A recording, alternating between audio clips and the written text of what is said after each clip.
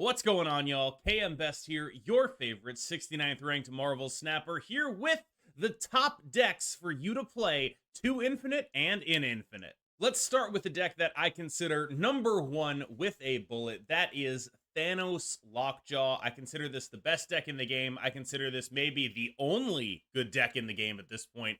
It is very far ahead of every other deck that you seriously want to consider. A lot of high elo is just Thanos Lockjaw mirrors. It's not the greatest metagame we've ever been in.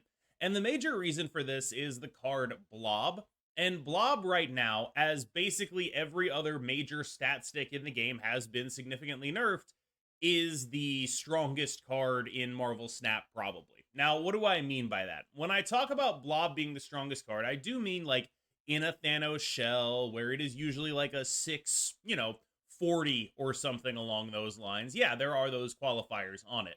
Blob is pretty bad outside of Thanos stuff. But in this specific context, Blob represents a card that says, I win this lane. Priority doesn't matter. None of that matters. I win this lane. And that is a very dangerous thing to have in the game. Now, normally, the way you would want to deal with a card like Blob is to have multiple early scaling threats in the other lanes so that playing one card on the final turn of the game isn't actually that good. However, those early scaling threats have been the subject of impossible amounts of nerfs when you go back and look at them. Think about an early scaling threat like Elsa or Angela or Werewolf by Night or the Collector. The way in which you want to combat a card like Blob is putting reasonable threats in all three lanes and making it so there's nowhere profitable to play it. But every sort of early scaling threat that would have been a reasonable way to try to counteract Blob, not to get bigger than Blob, but to get bigger than everything else they play, is gone. They've killed it. They're all dead. And that means that there's this weird situation where literally just a card that wins a lane because it's arbitrarily large is really good, because all these things that have been the way in which we mitigate the damage that one big guy can do are gone. When you look at previous decks that were built around playing one big guy on the final turn of the game, you have things like high evolutionary lockdown. You have things like, lockdown decks, right, that are actually trying to do lockdown stuff. This deck isn't even trying to do that. There's not control tools in here. It's not, oh, I'm going to scam one lane and then I'm going to win another one with Blob. It's, I'm just going to output a ton of power. I'm going to play Kyera, so you can't really interact with it. And then I'm going to play Blob. And there's no actual, like, legitimate, serious, like, it's not like it's unbeatable, but there's nothing that seems like it matches up very well into it because there are no early scaling threats for other decks to build around. You're just trying to meet them on a power to power basis. And that's not an easy thing to do, because this deck is built to do the most power it possibly can. And there's nothing that, like, another deck that, say, wants to attack three lanes can invest into early to allow them to attack three lanes. That just has to be done on the same axis and using the same tools that the Thanos deck has. And that, I think, is actually the major problem. The reason a card like Blob can be as good as it is because there are no early scaling threats that you can spread across multiple lanes that can be real threats in those lanes to make it awkward to only play one card in one lane on the final turn of the game. And that's why Blob is as good as it is right now. In previous metas, I genuinely don't think that card would have been as much of a problem as it is right now. Yeah, a 6 a million is big, but it's still going just one place. But here, without those cards in the metagame, this deck is a problem. It's very strong, and I believe it needs to be addressed. However, I think, one thing they could do is start unnerfing some of those Angela type cards. I think that might actually just help with the health of a metagame as a whole. But right now, I do think Blob is a significant outlier. And the real question with your Thanos deck is, how are you going to make it yours? Because there are so many ways you can customize this list and take it into battle. I've seen people playing Loki in the Thanos deck. I've seen people playing She-Hulk Infinite in the Thanos deck. I've seen myself playing Valkyrie stuff in the Thanos deck. There is so much you can do in this shell. It is very hard for a lot of it to be bad, and it is very clearly the best shell in the game. Just one bonus Thanos list here. If you don't like playing Lockjaw, which me personally, I actually prefer not doing, You could still play some Lockdown Thanos if you want. It just ends up being a little bit awkward. But if you're used to the older style of Thanos, you don't like the way the Lockjaw deck plays, like myself, I think this is a viable version. I just think you're going to end up behind in the mirrors because they're going to have Lockjaw and you're not, and you're going to have to skill diff out of them. Black Knight is a dangerous and powerful archetype that allows you to create extremely large and hard to interact with pieces of units that have enormous power and are very hard to deal with. Does that sound familiar? It definitely seems like, to me, the second best deck in this metagame, but it is a significant second best behind Thanos. Like, this is a deck that is good, but has some pretty defined weaknesses. Weakness number one is Mobius M. Mobius. This is a deck that's very reliant on, Zabu and Sera doing those kind of things. It's pretty bad when someone is able to Mobius you out of that, especially if they drop that Mobius the turn you invest into a Sera. That's really tough to deal with. Now, there's also the sort of relatively less obvious weakness of, like, what if they can just go taller, which normally would not be a consideration, but with Blob in the metagame is. Finally, there's the weakness of your own deck sometimes just doesn't do the thing that it wants to do. Now, you do have the ability to just be a, Miss Marvel Gladiator deck, but Gladiator's actually getting a significant amount worse in this meta because of all the Thanos, so I'm not sure how reliable he is either. Like, you have the shell of a deck that can be like a kind of scammy, I only need to really play one Ghost Rider type thing to win, but you still need to draw that one Ghost Rider or that one Black Knight alongside a Lady Sif or a Blade and a thing to target the Lady Sif and the Blade. And so it's like not impossible. It's a pretty common thing for this deck to go off, but it's not impossible for it to not go off and for you to just be sitting there twiddling your thumbs as you draw like two of the three things you need and not the third. And I do think that that is the major issue that it has right now, on top of the, Gladiator's a little iffy. Feel free to deal with that if you want. I still like him as a 3/8, but, I get it if you don't. Now, there's also the issue of your 2-drop slot. I have Quake in there. I think you could play Jeff if you wanted. I think it might be better to play Jeff, but Quake is a new card that I'm finding a lot of value in. So obviously I'm playing her right now. Now, to understand this deck, do understand that while it is a combo deck, it is also just sometimes a mid-range deck. Like, you can just, play mid-range cards into Magneto, and that's pretty good. Like, there are games where you just go, I'm going to play, Zabu into Miss Marvel, into, some stuff, into, Sera, into, Quake Magneto. And it's that is not what your deck is built to do, but it is a weirdly compelling game plan. It's not... Even your total fail states are you're an actual kind of a deck, right? You're still doing, Miss Marvel, Magneto, Quake, these are real things to do. And so I think that's the real upside of this deck is that while it does have some pretty major fail states, they're not oh my god, I can't do anything. They're just, awkward. I've been keeping an eye on the Sizer lockdown list on a couple of the data sites, and it has performed well enough that I think it's fair to say that if you don't want to play Thanos and if you don't want to play Black Knight, this is a very solid deck to play. Now, it still has some of the issues versus those decks that I talked about in the last version of this, but I think that this deck is legitimately real, legitimately good, and a very solid way to try to combat those archetypes, despite the fact that it is, I would say, a pretty decent gradation of power below them. This is a deck that tries to play fair against decks that are not playing fair, but that doesn't necessarily make it, unworkable. I think it saw a decent amount of improvement from the loss of Miss Marvel from basically every other deck in the metagame, but it's still so weak into Miss Marvel that Echo is a useful card here because your opposing Miss Marvels are very, very dangerous and you just don't want to get blown out by them. That said, because there are so few Miss Marvels relative to what there were before the patch, I think it would be fair to consider dropping Echo if you were interested in doing that and replacing it with a different card. Last time, I did not think this was fair. Now, there are few enough with Miss Marvels that I think you can try to play a budget version of this deck, and I won't get too mad at you.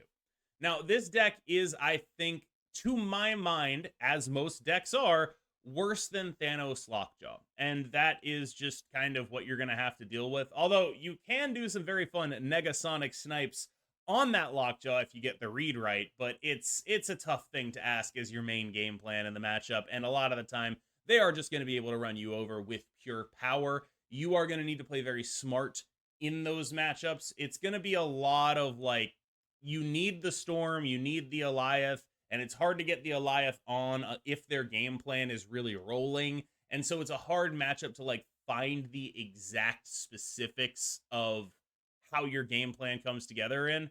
And you mostly tend to win the games, in my mind, where they don't really get their full thing off, right? Like it's a Thanos deck, they don't always have everything. So you mostly win the matchups where like they're in their like lower 50% of reasonable outcomes.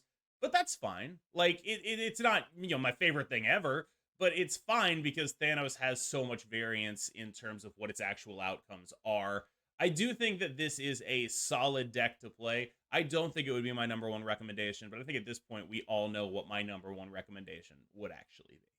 I'm honestly very impressed with She-Naut, which is an actual deck for like it's almost taken the destroy spot on this list where it's just like, oh, hey, that's nice. It's still here. I'm glad She-Naut still exists. This is a fine deck. It really is. I've even seen people incorporating aspects of the She-Naut deck into their Thanos deck. I think that's a totally reasonable thing to do.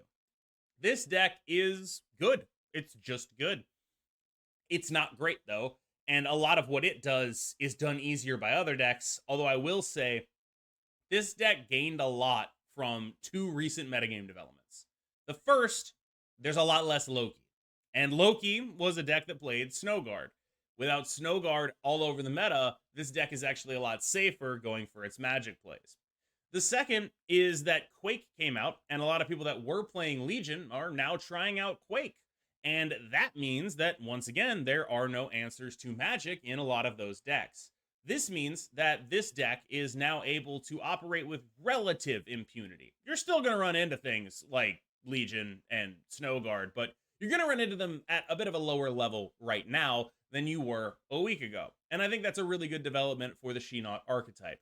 This deck is able to do what it does because of the lack of interaction with the locations that it creates, and that is a good thing for you. Magic is not only a way to discount your She-Hulk fully and to get extra points on your Hulk and to make your Infinite playable, Magic is a way to draw an extra card. You're a combo deck, that's extremely important.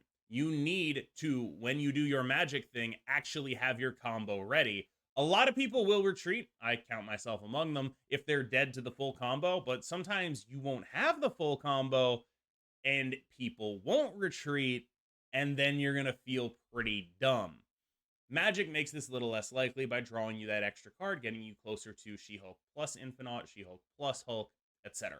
Speaking of Leech decks, Leech Hawk exists, but it can only exist so much in a world where people are playing this much Blob. Blob absolutely crushes Darkhawk, so it has to run the card Leech in order for it to have a reasonable matchup. But that said, the rest of the Darkhawk package is actually phenomenal into Thanos. The rocks, the Black Widow, all of that stuff is actually great into Thanos and can prevent the Blob ever actually happening. But the card Blob beats the card Darkhawk, so you have to go through all this other stuff like Leech to make sure your Darkhawk doesn't get blobbed. I honestly wonder if there's not a better way to use this package, the rock stuff, and just not play Darkhawk, but I think most of what happens in that matchup is just you just don't play Darkhawk and you use the rocks and your disruption and your other cards in order to like gain an actual advantage there, which is fine. I think that like that is a reasonable way to approach the matchup, but it is sort of very awkward how Thanos got a tool to remove Darkhawk as an obstacle, but still is weak to the Darkhawk package in aggregate. And I think that's a unique dynamic. It's not one that I love, but it's a unique dynamic that looks pretty fun to me. So I will say I do think this deck could use a decent amount of help in, upcoming patches, but I think that's true of everything. Blob is looming large over the metagame right now, and that is unfortunately true. If you want to play Loki, I think you can, but I wouldn't recommend it. I almost did an entire video on why I think Loki is dead right now, but fundamentally it boils down to a few points. The first one is that Thanos Lockjaw is much better into the card Loki than any previous build of Thanos was. This is because Lockjaw is asymmetrical. Loki doesn't really get to use that. And Blob is asymmetrical. Loki doesn't really get to use that either. This is also because those are the actual ways the Thanos deck wins the game. When Loki is playing Loki into the Thanos deck, in this iteration, it's not getting any of Thanos' actual win cons. Thanos' win cons are things like Blob and Lockjaw. And they're not like all the stuff that you cheat out off of those or use to make Blob bigger. It's those two cards. And that dynamic is actually very interesting because in every other Thanos deck before Blob, Loki was getting all the stuff you used to win the game. It would get a 5-cost Goliath, it would get a 4-cost Blue Marvel, a 4-cost Devil Dinosaur. Those are the things you actually use to win the game. But now it doesn't. Loki blobs, not equivalent to Thanos blobs. They're much smaller, practically unusable. And that dynamic means that this iteration of Thanos with the Lockjaw is much better into Loki than it previously was. And Loki, the card, can no longer make up for the difference in power between the two decks. Previously, it definitely could. Loki Quinjet, yeah, that would be awesome. But now, it's harder to do. Let me put it that way. I'm not saying it's 100% in Thanos' favor. I kind of don't think it is. But it ain't what it used to be for Loki. Now, the second reason that this deck is a little bit sort of out of favor for me is that the next best deck, in my estimation, is Black Knight, which Loki, the card, is terrible in. And so when you have multiple matchups going down the line of just decks that are really bad, with like you play the card Loki and you're just like, this is awful, and now you're not getting the collector stuff off of it anymore either, it just sort of makes me feel like, it's not Loki's time right now. Maybe it will be in the future, but right now, the best decks are decks that were built in the height of the Loki meta, and then Loki got nerfed, and so now they're good against nerfed Loki. That's just reality. Like, these are decks that are inoculated against Loki because they were built last meta and then dragged into this meta with minimal changes, honestly. They are just sort of naturally good against it. At some point, that will change, but right now, this is not a Loki meta. I actually like how Sera is positioned right now. This is a sort of, like min win rate, high cube rate kind of deck where you need to really dominate the games that you're going to dominate. But I do think that this has one major issue. Gladiator has become a lot more costly. With Black Knight and Thanos all over the metagame, you run a real risk of just blowing yourself up when you play it. And I don't think you can afford not to play it because it's a 3/8. And because so many early scaling threats have been completely obliterated by the devs at Second Dinner. When you look at this deck, I think you can really see the pain of the loss of those early scaling threats. Because Sera is a deck that would love to play Angela, would love to play Bishop, but can't. So instead it's playing a 2/6 Maximus because at least that's better than current Angela. And it's playing a 3/8 Gladiator because that's more stats than current Bishop. Like, there's just nothing else to be said. We've gotten to the point where even Sera, a deck that plays a million cards on the final turn of the game, is not playing these scaling threats because they're just smaller than playing cards. And I honestly think that's sad. I think Marvel Snap was a better, more dynamic game when you were investing in those early hard carries in your lanes, like Angela, like Bishop, all of those cards. I think Marvel Snap was a better game when they were in the meta. And I'm sad that now it's just, oh, look at the number on the card, and doesn't matter if you're going to invest into some other card, this number is going to be better. And so this 3/8 Gladiator is just going to be better than Bishop. This 2/6 Maximus is just going to be better than Angela. All right, I guess that's what we're going with. Now, this Sera deck is built to, in my opinion, combat a wide range of the meta, but I do like specifically the 3-drop slot, Killmonger against Thanos, which is pretty damn solid, and Mobius against Black Knight, again, pretty damn solid. However, this deck has its own weakness to Mobius, so if you wanted to play Rogue for opposing Mobii, I wouldn't be opposed to it, but I think right now there's not enough Mobius to justify it. So, you're a combo degenerate. Yeah, you could still play Living Tribunal.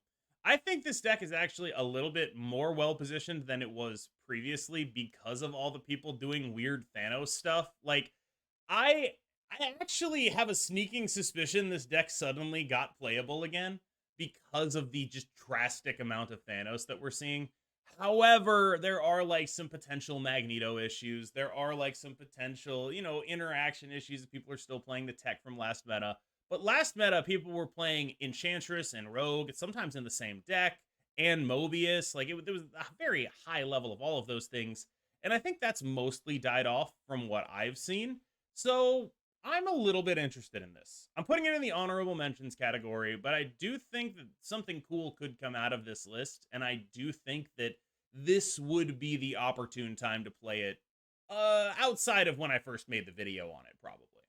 So, overall impressions. I think Thanos is the best deck in the game. I think Blob is a significant power outlier. But more than that, I think I'm very sad at the state of the early scaling threats. I think Marvel Snap was a more fun game for me when cards like Angela and Bishop were major parts of the metagame. I understand that Angela maybe had to get toned down at some point, but I personally think I would rather see a card like Angela that telegraphs where the stats are going to be and lets you set up counterplay than a card like Maximus seeing play. I just think that it's a better thing for the game when your early power is sort of face up but still strong.